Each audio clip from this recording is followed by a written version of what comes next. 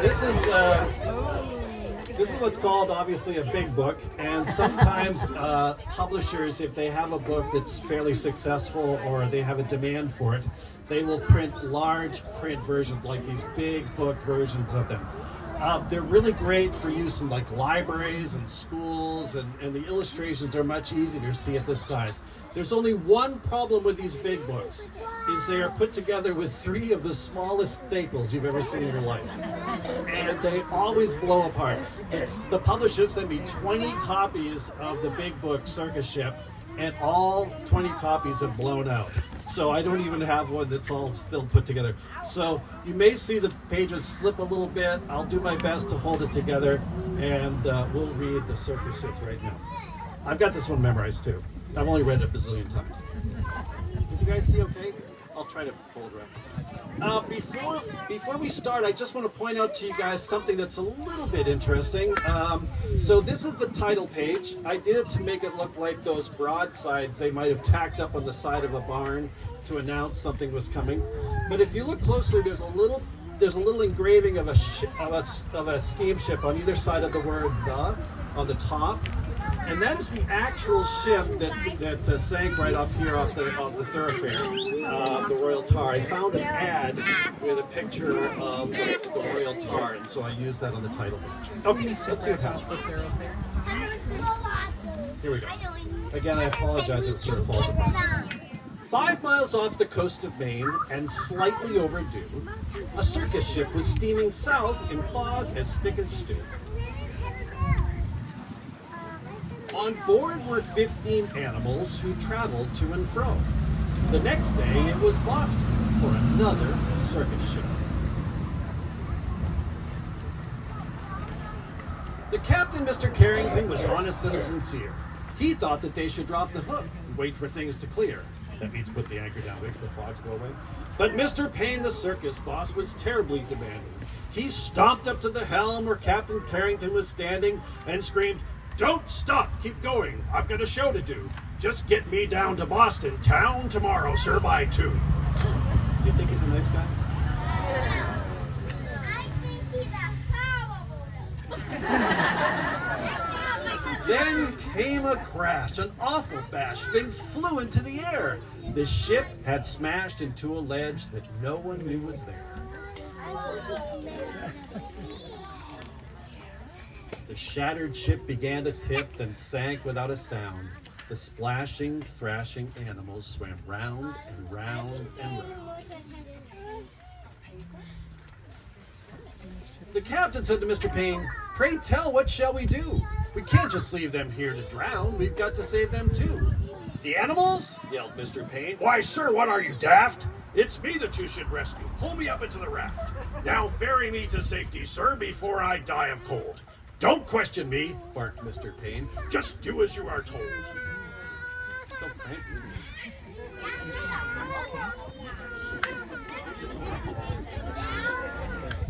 Through chilly water all night long, the animals swam on, until they reached an island beach just before the dawn. They pulled themselves up on the shore, bedraggled, cold, and beat, then staggered to the village on weary, wobbly feet.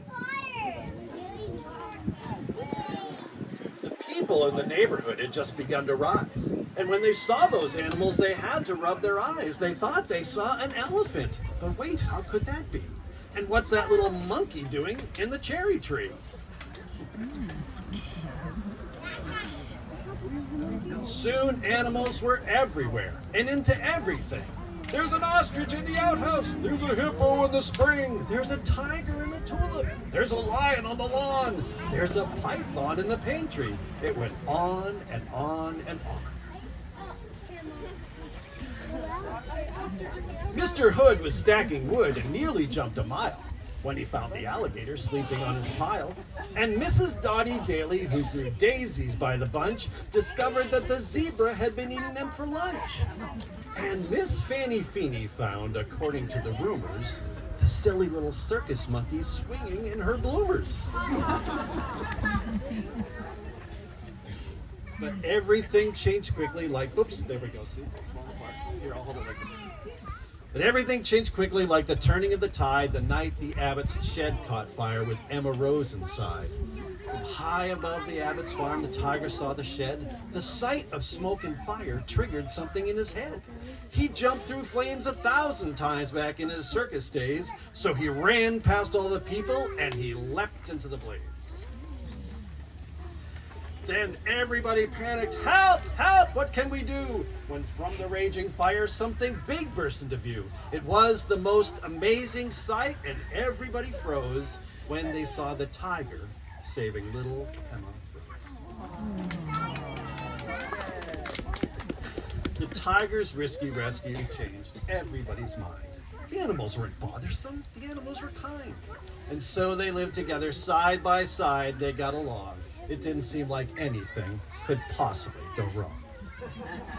That's called foreshadowing. Then Little Red the messenger came running with the word. Apparently a circus ship had sunk from what he'd heard. The animals are from that boat. They swam in from the bay. The greedy owner wants them back. He'll be here any day. So the people called a meeting and they quickly hatched a plan. No animal that came ashore would sail off with that man. Remember which man we're talking about? That horrible man? The next day at the crack of dawn, the ship was at the pier, and up the lane marched Mr. Payne, whose voice was loud and clear. I am the circus owner. My ship sank in the murk. I've come to find my animals and put them back to work. He hiked until he came into the center of the town. His face was red. He scratched his head. He stood there with a frown. Mr. Payne looked high and low, but still he couldn't see the 15 circus animals of his menagerie.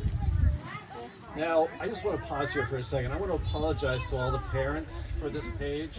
Because if you're trying to get your kids to bed, I'm afraid you're going to have to stop for a minute and find all the animals. Because there are 15 animals hidden in this picture, and we'll come back and find them. You guys going to help me find them? Okay, we'll come back. All right, let's keep going though. He ran around the alleyways. He searched the village square. He even checked a chicken coop. His animals weren't there. Mr. Payne was tuckered out, his heavy chest was heaving. Then Little Red stepped up and said, I think your boat is leaving. He ran off in a fit of rage. His ship was leaving sight, so he jumped into a rowboat and he rowed with all his might. And from that day, they liked to say their lives were free of pain. It was a happy, peaceful place upon that isle in Maine.